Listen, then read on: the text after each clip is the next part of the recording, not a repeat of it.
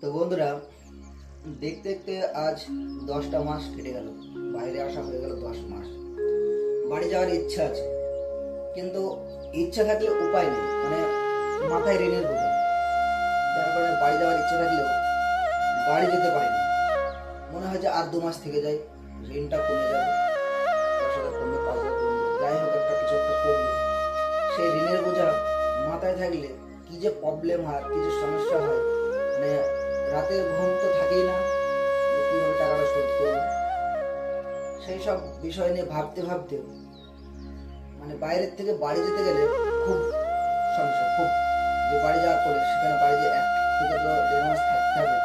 সে 1-1.5 মাস বাড়িতে থাকলে পরে ইনকাম থাকবে না, বাড়িতে কোনো রকম কাজকর্ম নেই, তো সেখানে ইএমআই কিভাবে দেবো? এই যে একটা বড় টেনশন বন্ধুরা, কি বলবো তোমাদের, বিরাট টেনশন।